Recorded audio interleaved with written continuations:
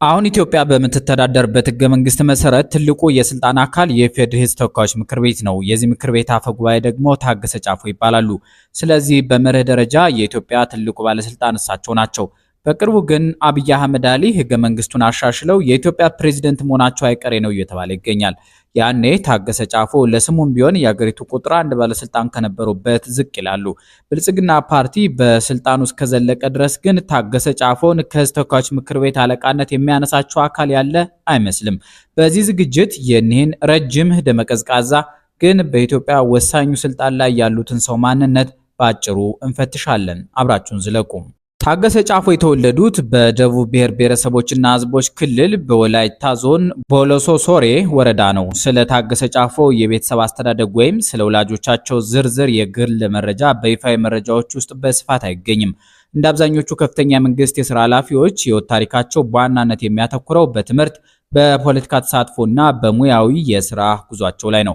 ሆኖም ከወላይታ አካባቢ በመነሳት እስከ አገር አቀፍ የስልጣን እርከን የደረሱበት መንገድ በአካባቢው ከነበረው የትምህርት ዕድል ተጠቃሚ እንደሆኑና በወጣቶችም ዘንድ እንደ አርአያነት እንደሚጠቀሱ ይታወቃል።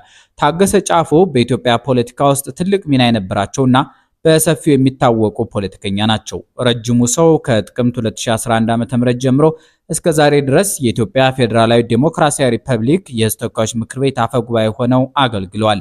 በኢትዮጵያ ብልጽግና ፓርቲ ቀደም ሲል በኢህአዴግ ውስጥ በነበረው የደኢህዴን ወይም የደቡብ ህዝቦች ድርጅት ከፍተኛ አመራርነት ለረጅም ጊዜ ይታወቃሉ።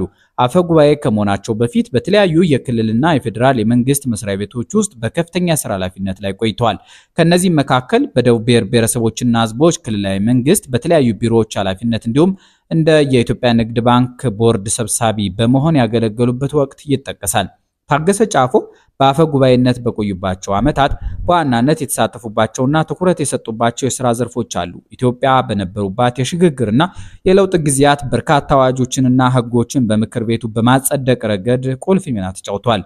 የምክር ቤቱ አባላት አስፈጻሚውን አካል ወይም መንግስትን እንዲቆጣጠሩ፣ የጥያቄና መልስ ክፍለ ጊዜዎችን እንዲመሩ እንዲሁም የመንግስት መስሪያ ቤቶችን የሥራ አፈጻጸም እንዲገመግሙ በማድረግ ረገድ የአመራር ሚናቸው የጎላ ነበር። ታገሰ ጫፎ ከ2011 ዓ.ም የለውጥ እንቅስቃሴ በኋላ ብልጽግና ፓርቲን በመመስረትና የፓርቲውን የፖለቲካ መስመር በማጠናከር ሂደት ውስጥ ወሳኝ የድርጅት ሰው ነበሩ። በምክር ቤት አፈ ጉባኤነት በቆዩበት ወቅት በኢትዮጵያ ለተፈጠሩት የፖለቲካ ውዝግቦች በውይይት መፍትሄ እንዲፈለግ በተደጋጋሚ ጥሪ ሲያደርጉ ነበር ተብሎላቸዋል። ታገሰ ጫፎ አፈ ጉባኤ ከመሆናቸው በፊት የኢትዮጵያ ንግድ ባንክ ቦርድ ሰብሳቢ በመሆን ያገለገሉበት ጊዜ የባንኩን አሰራር በማዘመንና የዲጂታል አገልግሎትን በማስፋፋት ሂደት ውስጥ የታየ አስተዋጽኦ ነበራቸው። በደቡብ ክልል ውስጥ የነበሩ የፖለቲካ ጥያቄዎችንና የክልል መዋቅር ለውጦችን ለምሳሌ የደቡብ ምዕራብ ኢትዮጵያ ክልል ምስረታን በበላይነት በመምራትና በማቀናጀት ትልቁን ሚና የተጫወቱ ታገሰ ጫፎ ዘብሔረ ወላይታ ናቸው። ታገሰ ጫፎ በአሁኑ ወቅት በብልጽግና ፓርቲ ከፍተኛ አመራር በመሆናቸው በፓርቲው ውስጥ ባላቸው ድርጅታዊ ኃላፊነት በተለያዩ የፓርቲው ስትራቴጂክ ጉዳዮች ላይ በንቃት እየሰሩ ይገኛሉ። በአፈ ጉባኤነት በቆዩባቸው ዓመታት በተለይም በህዝብ ተወካዮች ምክር ቤት ውስጥ የነበራቸው ሚና የመግባባትና የመቻቻል ፖለቲካን ማበረታታት ላይ ያተኮረ ነበር ይባላል። በምክር ቤቱ ውስጥ የሚነሱ ውዝግቦችን በህግና በደንብ መሰረት በመምራት የምክር ቤቱን ክብር ለመጠበቅና የህግ አውጪውን አካል ነፃነት ለማስጠበቅ ጥረት አድርገዋል። ታገሰ ጫፎ በአንድ ጊዜ የመጡ ፖለቲከኛ ሳይሆኑ ከታችኛው የስልጣን እርከን ከወረዳና ከዞን ደረጃ ተነስተው ወደ ላይኛው የፌዴራል ኃላፊነት የመጡ ሰው በመሆናቸው የመንግስት አስተዳደርን መዋቅርና የህዝብ ፍላጎትን በቅርበት የሚያውቁ እንደሆኑ ይታመናል። በተለይም በተለያዩ ጊዜያት በነበሩ የፓርቲ ውስጥ ድርጅት ውይይቶች ላይ በሰከነ አቀራረብና ችግሮችን በመፍታት ረገድ የሚታወቁ አመራር ናቸው።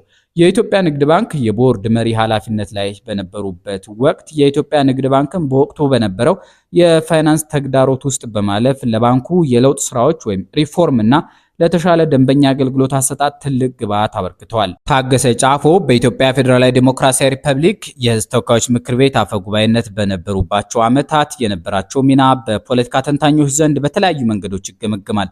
እንደ ኢትዮጵያ ኢንሳይደር እና ሪፖርተር የተሰኙ ጋዜጦች አማካኝነት ታገሰ በተለይም ከ2011 ዓ.ም ወዲህ በነበረው የለውጥ ሂደት ውስጥ የህግ ማውጣቱን ሂደት በመምራት ረገድ የነበራቸው ተሳትፎ ከፍተኛ ነበር።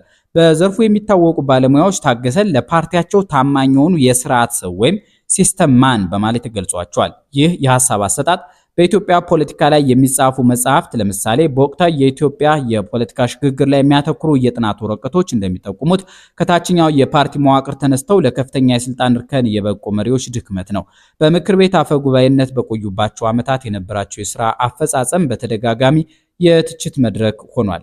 ቢቢሲ አማርኛና ሌሎች የዜና አውታሮች በዘገቡት መሰረት ምክር ቤት ውስጥ መንግስትን የመቆጣጠር ሚናው ደካማ እንደነበር በተደጋጋሚ ሲነሳ ተስተውሏል። አንዳንዶቹ የፖለቲካ ተንታኞች እንደሚሉት ምክር ቤቱ የገዢው ፓርቲ የውሳኔዎች ማጽደቂያ ሆኖ መቆየቱ በኢትዮጵያ ዲሞክራሲ ግንባታ ላይ ጥያቄ አስነስቷል። ይሁን እንጂ የፓርቲያቸው አባላትና ደጋፊዎች ታገሰ በወቅቱ የነበረውን ውስብስብ የፖለቲካ ውጥረት በማረጋጋትና የህግ አውጪውን አካል በመምራት ረገድ ሚዛናዊ አቀራረብ እንደነበራቸው ይከራከራሉ። ታገሰ ጫፎ በደቡብ ክልል የፖለቲካ ውቅሮች ውስጥ የነበራቸው ሚና በተለይም በደቡብ ምዕራብ ኢትዮጵያ ክልል ምስረታ ወቅት ቁልፍ ነበር። አዲስ አድማስ የተሰኘው ጋዜጣ እንደዘገበው በአካባቢው የነበሩ የህዝብ ጥያቄዎችን በፓርቲው መስመር መሰረት በማስተናገድ ረገድ ታገሰ ወሳኙ ሰው ነበሩ። ይሁን እንጂ በአካባቢው ከነበሩት የግጭት ክስተቶች አንጻር እንደ አምነስቲ ኢንተርናሽናል ወይም ሌሎች የመብት ተሟጋች ድርጅቶች ሪፖርቶች በአካባቢው ያለው የፖለቲካ መረጋጋት አለመኖር ለባለስልጣናቱ እንደ ትልቅ ድክመት ይነሳል። ይህ የሚያሳየው የታገሰ ጫፎ የሥራ ድርሻ በክልልና በፌዴራል መካከል ያለውን የፖለቲካ ትስስር በማጠናከር ረገድ ስኬታማ ቢመስልም መሬት ላይ ያለው ተጽዕኖ ግን አከራካሪ መሆኑን ነው። በመጨረሻም ስለ ታገሰ ጫፎ የሚነገሩት አዎንታዊም ሆነ አሉታዊ ሐሳቦች እንደ ምንጩ ይለያያሉ።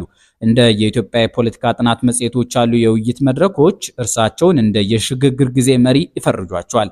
በግለሰቦች ደረጃ የሚነሱ ሐሳቦች ለምሳሌ በሶሻል ሚዲያ መድረኮች የሚንጸባረቁ አስተያየቶች እንደሚጠቁሙት የታገሰ ጫፎ የፖለቲካ ህይወት የብልጽግና ፓርቲን የውስጥ አሰራርና የለውጥ ሂደት በአግባቡ የሚያሳይ ነው። ድክመቶቻቸው ተብሎ የሚጠቀሱት በዋናነት የመንግስትን የፖሊሲ አፈጻጸም ከመከላከልና የፓርቲ መዋቅርን ከማስጠበቅ ጋር የተያያዙ ሲሆኑ ጥንካሬዎቻቸው ደግሞ በተረጋጋ አመራርና በረጅም ዓመታት የሥራ ልምድ ላይ የተመሰረቱ እንደሆኑ ይታመናል።